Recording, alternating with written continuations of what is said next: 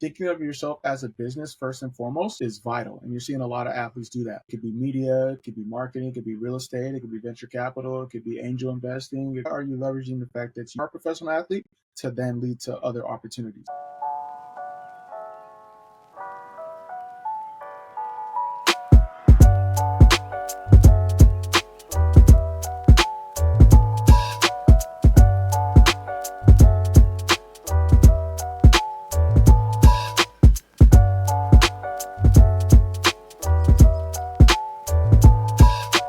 What's going on, everyone? Welcome back to another episode of Sideline Stories. Today I'm here with Amobi Okugo, a Forbes 30 under 30 athlete, entrepreneur, podcaster, content creator, and business consultant. How are you doing today, Amobi? Man, doing well, man. Excited to be here. Long overdue, and excited to share my story. Thanks for giving me the space and platform. Absolutely. Really excited to dive into the story. Could you just start with a quick introduction of who you are? Yeah, most definitely. So obviously, Amobi Okugo, first generation Nigerian American from California. Had the fortunate pleasure of being a professional soccer player for 10 plus years, and now I've transitioned to an athlete, entrepreneur, creator.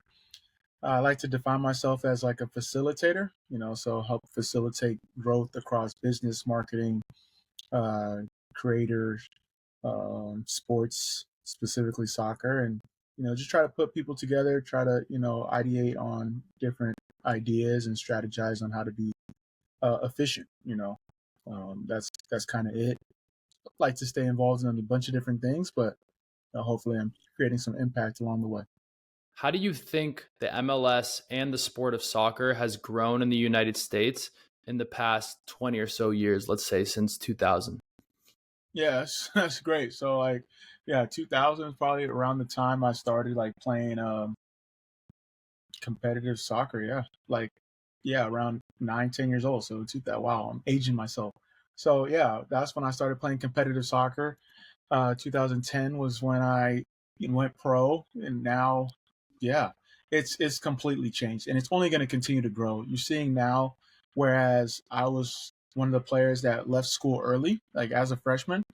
Now you're seeing kids not even like college is not even in the foresight. They're like, "Yo, I'm gonna go MLS Next Pro, first team, and potentially see where my career goes from now." Obviously, there's still different pathways to go, whether it's college or other routes, but you're seeing soccer be such a big, um, big thing now, where more people are exposed to the game. It's in different communities. You got the global presence of not only the domestic league, but foreign leagues come in. The development of the players getting a lot better. Yeah, it's amazing to see. I also saw that you were a players' union representative where you were Yeah. involved in the collective bargaining agreement negotiations. I want to know how that experience influenced your perspective on athletes and their role kind of in today's sports landscape. No, it definitely opened my eyes.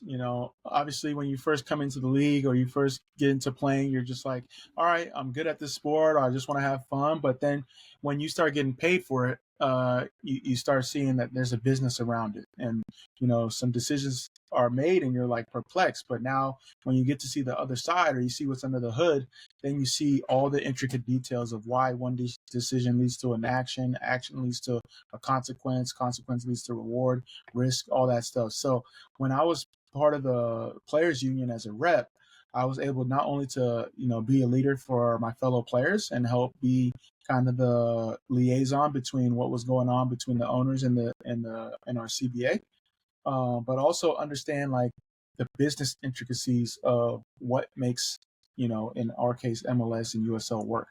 And it's opened my eyes in terms of how I negotiate, how I look at things from a analytical perspective, how I go about my personal moves, both when I was a player and then now that I'm off the field.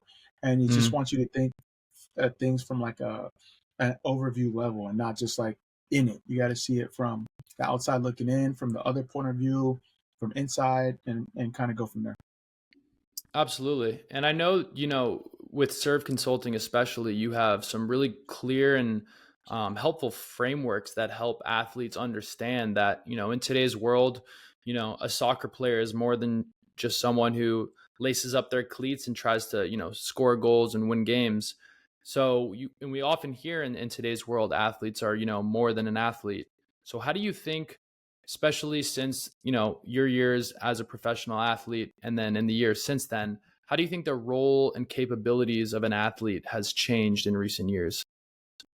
Oh, that's a great question. I think you're seeing athletes now understand the power that they have. Like, you're not just an athlete; you are a business. You're a Fortune 500 company, um, and depending on how far you want to take it or how intricate you want to build it, you can be a Costco brand or a Walmart brand or an Amazon, or you could be a local small business. But thinking of yourself as a business first and foremost is vital, and you're seeing a lot of athletes do that. Now, which lane you decide to go in, it could be media, it could be marketing, it could be real estate, it could be venture capital, it could be angel investing, it could be service based, product based, merch. Like, there's so many different lanes that you can take it, but the most important thing is, you got to keep the main thing the main thing. And how are you leveraging your performance? Obviously, the best performers on the court or on the field tend to lead to other opportunities, but also how do you leverage the fact that you are a professional athlete? So, let's say whether it's for 1 year, 5 years, or 10 years, or 20 years, how are you leveraging the fact that you were a professional athlete or are a professional athlete to then lead to other opportunities? So let's transition to a frugal athlete, because I think, in your LinkedIn name, for example, it's your go-to, not nickname, but it's kind of the brand that I feel like is your main side hustle. It's your Yeah. it's your baby, it's your project that you've been doing since, I believe, 2016, which is before, your professional career ended. Can you just tell us about what inspired you to create a frugal athlete, and what you're continuing to hope to achieve as it progresses into, almost in a few years, 10 years of existence? Yeah, most definitely. So essentially, I saw the 30 for 30 Bro documentary, and that kind of inspired me to start a frugal athlete just out of curiosity. I was just curious, like, all right, who are some athletes that I could use as role models for myself? The Broke documentary talked about athletes that, unfortunately found themselves in financial duress. And so as I did research, it was either I was finding athletes that were similar to the Broke documentary that I was trying to get away from, or athletes that I couldn't really compare my personal situation to. So, LeBron James, Tom Brady, Serena Williams, Kobe Bryant, rest in peace. Uh, those are athletes that are 1% of the 1%. Those are anomalies.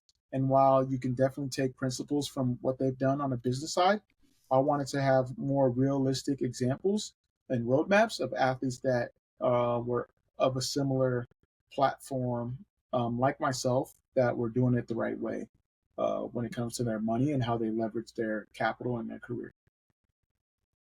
For sure. And I think another thing that I saw in, a recent LinkedIn post, you were talking about, this idea of capital. And when you started the podcast, which is part of the Frugal Athlete platform, when we hear the word capital and raising capital, for example, people think money, they think cash, dollars, cents, whatever it is.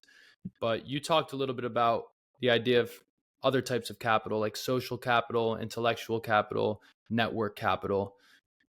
What about the frugal athlete would you say, in terms of capital, has allowed you to take the next step and reach new heights in your career? Man, you hit the nail on the head. The podcast, the platform, that's made me so wealthy in other ways outside of money, just by increasing my network, increasing my intellect, increasing my public speaking ability. So the capital, while like you said, it comes in many forms. A lot of us only think of it from a monetary perspective.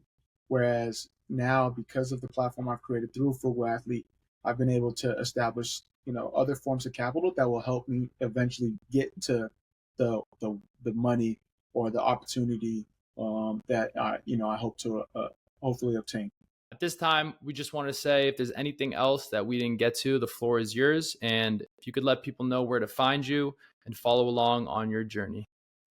No, I appreciate you having me, Brandon. This was a great episode. It's always great to not only connect with other people in the space, but see people that are going out of their way to, highlight different things. So appreciate you for having me. Definitely check me out. Amobi Okugo at Amobi says on all platforms. Amobi Okugo on LinkedIn, www.amobiokugo.com.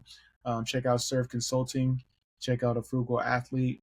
And then just follow me because there's a lot of other things I'm involved in, but we're not here for that. We're just here to create good conversation and always willing to connect and share some time. Absolutely. Thank you, Amobi.